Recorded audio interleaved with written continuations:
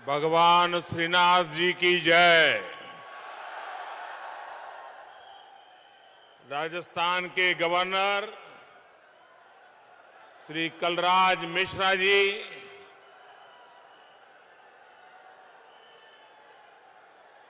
मुख्यमंत्री मेरे मित्र श्रीमान अशोक गहलोत जी, विधानसभा के स्पीकर श्रीमान सीपी जोशी जी, राज्य सरकार के मंत्री श्री भजनलाल जाटव जी, संसद में मेरे साथी और राजस्थान भाजपा के अध्यक्ष श्री चंद्रप्रकाश जोशी जी, संसद में सारे साथी बहन दिया कुमार जी, संसद के मेरे साथी श्रीमान कनकमल कटारा जी, सांसद श्री अर्जुनलाल मीना जी, कार्यक्रम में उपस्थित अन्य सभी महानुभाव और राजस्थान के मेरे प्यारे भाइयों और बहनों, भगवान श्रीनाथ जी और मेवाड़ की इस वीर धरा पर मुझे फिर एक बार आपके बीच आने का अवसर मिला है। यहां आने से पहले मुझे भगवान श्रीनाथ जी के दर्शन का सौभाग्य मिला।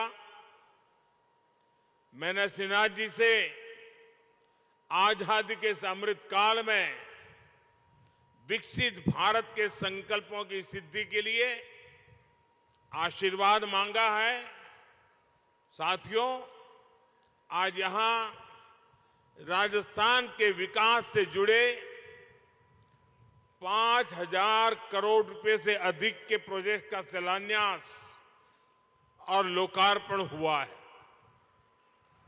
ये प्रोजेक्ट्स राजस्थान की कनेक्टिविटी को नई ऊंचाई पर ले जाएंगे।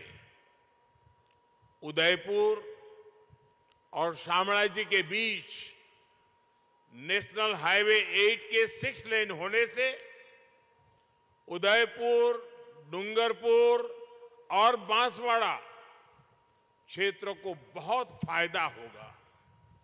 इससे शामळाजी और काया के बीच की दूरी कम हो जाएगी।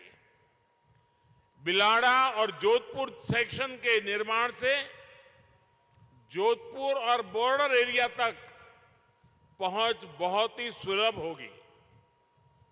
इसका एक बड़ा फायदा यह भी होगा कि जयपुर से जोधपुर की दूरी भी 3 घंटे कम हो जाएगी।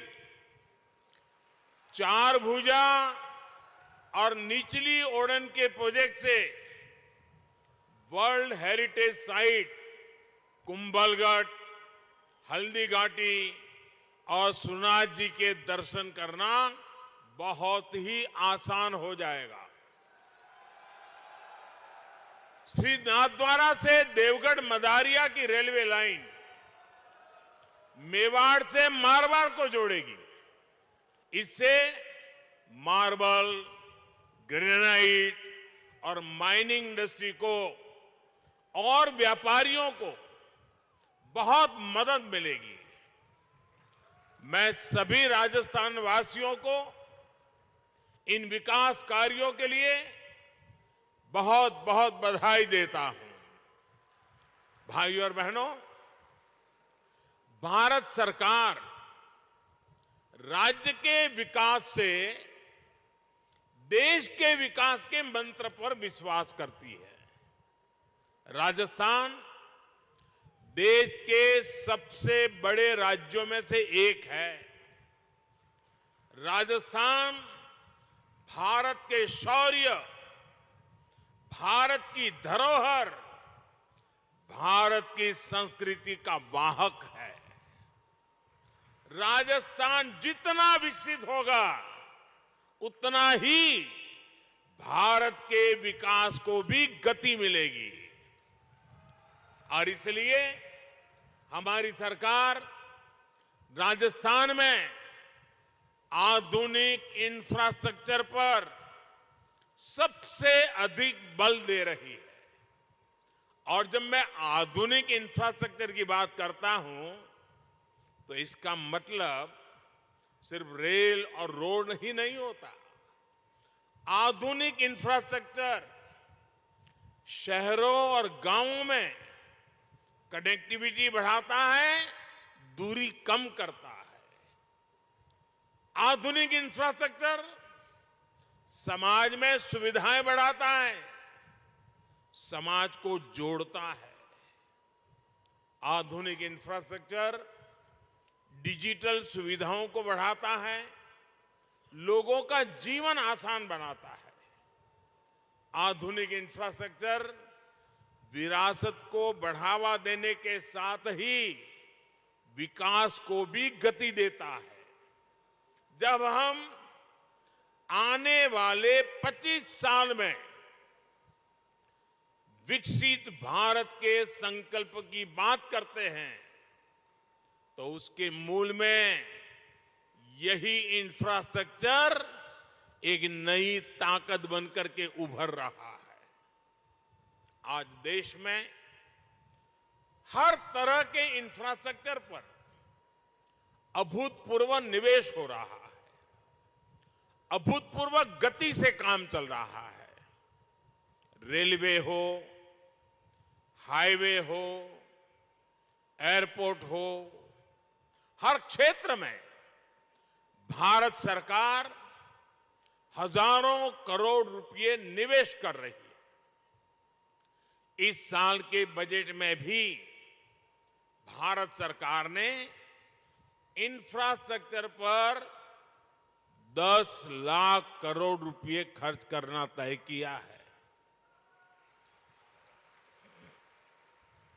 साथियों, जब इंफ्रास्ट्रक्चर पर इतना निवेश होता है तो इसका सीधा प्रभाव उस क्षेत्र के विकास पर होता है, उस क्षेत्र में रोजगार के अवसरों पर होता है। जब नई सड़कें बनती हैं, नई रेल लाइनें बनती हैं, जब गांव में पीएम आवास योजना के करोड़ों घर बनते हैं, करोड़ों शौचालय बनते हैं, जब गांव में लाखों किलोमीटर ऑप्टिकल फाइबर बिछता है, हर घर जल इसके लिए पाइप बिछाया जाता है, तो इसका लाभ जो स्थानीय छोटे मोटे व्यापारी होते हैं, जो इस प्रकार की चीजों को सप्लाई करते हैं, उन छोटे मोटे दुकानदारों को भी, उस इलाके के श्रमिकों को भी इसके कारण बहुत लाभ मिलता है। भारत सरकार की इन योजनाओं ने अर्थव्यवस्था को एक नई गति दी है। लेकिन साथियों, हमारे देश में कुछ लोग ऐसी विकृत विचारधारा के शिकार हो चुके हैं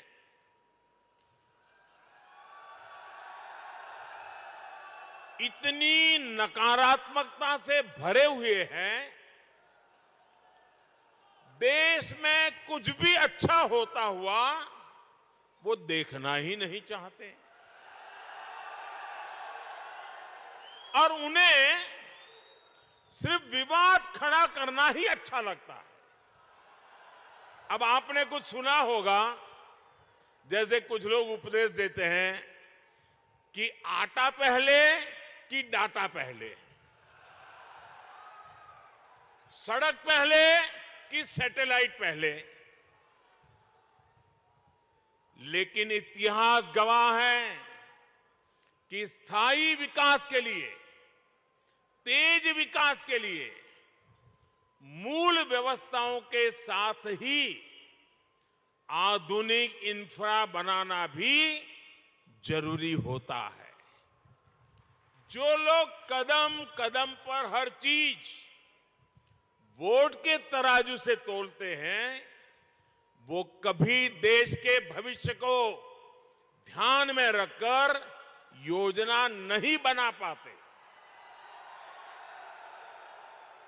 हम कई बार देखते हैं गांव में पानी की टंकी बनी, लेकिन वो 4-5 साल में ही छोटी पड़ जाती है।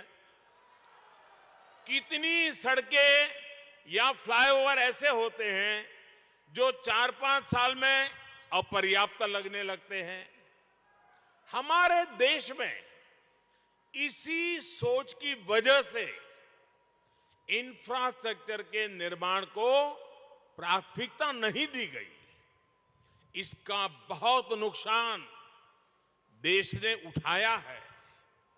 अगर पहले ही मान लीजिए पर्याप्त संख्या में मेडिकल कॉलेज बन गए होते तो पहले देश में डॉक्टरों की इतनी कमी नहीं होती। अगर पहले ही रेलवे लाइनों का बिजलीकरण हो गया होता तो आज हजारों करोड़ रुपए खर्च करके ये काम करने की जरूरत नहीं रहती।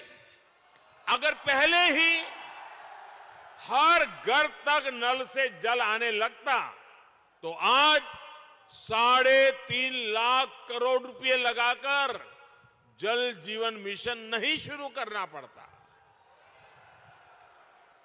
नकारात्मकता से भरे हुए लोगों में ना दूरदृष्टि होती है और ना ही वो राजनीतिक स्वार्थ से ऊपर उठकर कुछ सोच पाते हैं। आप सोचिए, अगर नाथ द्वारा की जीवन रेखा कहे जाने वाले नंद समंद बांध या टांटोल बांध नहीं बने होते तो क्या होता। और हम तो राजस्थान और गुजरात के लोगों के जुबान पे लाखा बंजारा का नाम बार बार आता है। हम लाखा बंजारा की चर्चा करते हैं। पानी के लिए लाखा बंजारा ने अपना जीवन खपा दिया था। हालत यह है कि अगर पानी के लिए इतना काम करने वाले और जिनकी चारों पर वावड़ी किसने बनाई तो बोले लाखा बंजारा, वहां तालाब किसने बनाया तो बोले लाखा बंजारा। ये गुजरात में भी बोला जाता है, राजस्थान में बोला जाता है। मतलब हर एक को लगता है भाई पानी की समस्या का समाधान कोई करता था तो लाखा बंजारा करता था। लेकिन आज हालत यही है कि यही लाखा बंजारा चुनाव में खड़ा हो जाए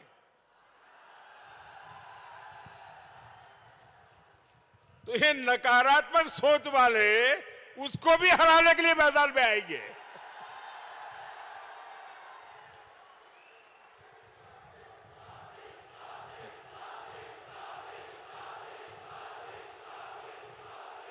उसके लिए भी पॉलिटिकल पार्टियों का जमघट इकट्ठा करेंगे। साथियों, दूरदृष्टि के साथ इंफ्रास्ट्रक्चर नहीं बनाने का नुकसान राजस्थान ने भी बहुत उठाया है। इस मरुभूमि में कनेक्टिविटी के अभाव में आना जाना कितना मुश्किल होता था ये आप भली भांति जानते हैं। और ये मुश्किल सिर्फ आने जाने तक सीमित नहीं थी, बल्कि इससे खेती, किसानी, व्यापार, कारोबार सब कुछ मुश्किल था। आप देखिए, प्रधानमंत्री ग्रामीण सड़क योजना साल 2000 में अटल जी की सरकार ने शुरू की थी। इसके बाद 2014 तक लगभग 3,80,000 किलोमीटर ग्रामीण सड़कें बनाई गई। बावजूद उसके देश के लाखों गांव ऐसे थे जहां सड़क संपर्क से कटे हुए थे। 2014 में हमने संकल्प लिया कि हर गांव तक पक्की सड़कें पहुंचाकर रहेंगे। पिछले 9 वर्ष में ही हमने लगभग 3.5 लाख किलोमीटर 9 वर्ष में 3.5 लाख किलोमीटर नई सड़कें गांवों में बनाई। इनमें से 70,000 किलोमीटर से अधिक सड़कें यहां अपने इस राजस्थान के गांवों में बनी है। अब देश के ज्यादातर गांव पक्की सड़कों से जड़ चुके हैं। आप कल्पना करिए, अगर यही काम पहले हो गया होता तो गांव कस्बों में रहने वाले हमारे भाइयों बहनों को कितनी आसानी हो गई होती। साथियों, भारत सरकार आज गांवों तक सड़क पहुंचाने के साथ ही शहरों को भी आधुनिक हाईवे से जोड़ने में जुटी है। 2014 से पहले देश में जिस गति से नेशनल हाईवे का निर्माण हो रहा था, अब उससे 2 गुनी तेजी से, डबल स्पीड से काम किया जा रहा है। इसका भी लाभ राजस्थान के अनेक जिलों को मिला है। कुछ समय पहले ही मैंने दौसा में दिल्ली मुंबई एक्सप्रेस वे, उसके एक प्रमुख सेक्शन का लोकार्पण किया है। भाई और बहनों, आज भारत का समाज आकांक्षी समाज है, एस्पिरेशनल सोसाइटी है। आज 21वीं सदी के इस दशक में लोग कम समय में ज्यादा से ज्यादा दूर तक पहुंचना चाहते हैं, ज्यादा से ज्यादा सुविधाएं चाहते हैं। सरकार में होने के नाते ये हम सभी का दायित्व है कि भारत के लोगों की इस आकांक्षा को, राजस्थान के लोगों की इस आकांक्षा को हम सब मिलकर के पूरा करें। हम सब जानते हैं कि सड़क के साथ ही कहीं जल्दी आने जाने के लिए रेलवे कितनी जरूरी होती है। आज भी गरीब या मध्यम वर्ग को सपरिवार कहीं जाना है तो उसकी पहली पसंद रेल ही होती है।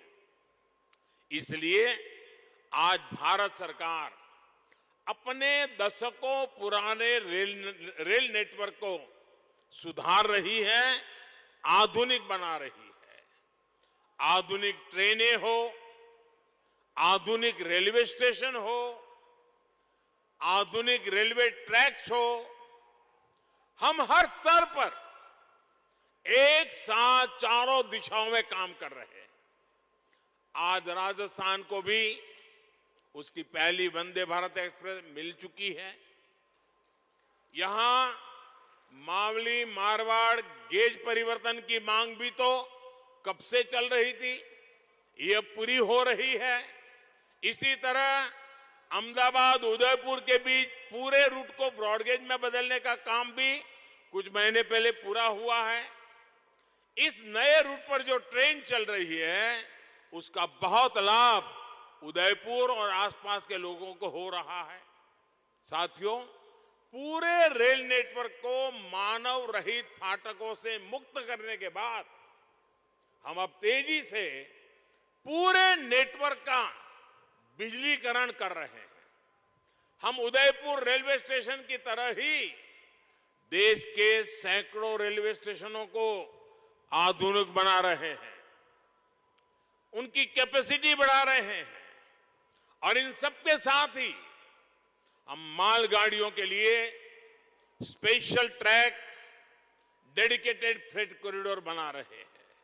साथियों, पिछले 9 वर्षों में राजस्थान का रेल बजट भी 2014 की तुलना में 14 गुना बढ़ा है। बीते 9 वर्षों में राजस्थान के लगभग 75% रेल नेटवर्क का बिजलीकरण किया जा चुका है। यहां गेज परिवर्तन और दोहरीकरण का बहुत बड़ा लाभ डूंगरपुर, उदयपुर, चित्तौड़, पाली, सिरोही और राजसमंद जैसे जिलों को मिला है। वो दिन दूर नहीं जब राजस्थान भी रेल लाइनों के 100% बिजलीकरण वाले राज्यों में शामिल हो जाएगा। भाई और बहनों, राजस्थान की बेहतर होती कनेक्टिविटी से यहां के टूरिज्म को, हमारे तीर्थ स्थलों को बहुत लाभ हो रहा है। मेवाड़ का एक क्षेत्र तो हल्दी घाटी की भूमि है। राष्ट्र रक्षा के लिए राणा प्रताप के शौर्य, बामा शाह के समर्पण और वीर पन्ना धाय के त्याग की गाथाएं इस मिट्टी के कण कण में रची बसी है। कल ही देश ने महाराणा प्रताप जी की जयंती पर उन्हें पुण्य भाव से स्मरण किया। अपनी विरासत की इस पूंजी को हमें अधिक से अधिक देश दुनिया तक ले जाना आवश्यक है। इसलिए आज भारत सरकार अपनी धरोहरों के विकास के लिए अलग अलग सर्किट पर काम कर रही है। कृष्णा सर्किट के माध्यम से भगवान श्री कृष्ण से जुड़े तीर्थों को, उनसे जुड़े आस्था स्थलों को जोड़ा जा रहा है। यहां राजस्थान में भी गोविंद देव जी, खाटू श्याम जी और श्रीनाथ जी के दर्शनों को आसान बनाने के लिए कृष्ण सर्किट का विकास किया जा रहा है। भाइयों और बहनों, भारत सरकार सेवा भाव को ही भक्ति भाव मानकर दिन रात काम कर रही है। जनता जनार्दन का जीवन आसान बनाना हमारी सरकार के सुशासन की प्राथमिकता है। हर नागरिक के जीवन में सुख, सुविधा और सुरक्षा को कैसे विस्तार हो, इसके लिए निरंतर काम चल रहा है। श्रीनाथ जी का आशीर्वाद हम सभी पर बना रहे, इसी कामना के साथ आप सभी को विकास कार्यों की फिर से एक बार बहुत बहुत बधाई देता हूं। बहुत बहुत धन्यवाद। भारत माता की, भारत माता की, भारत माता की। धन्यवाद।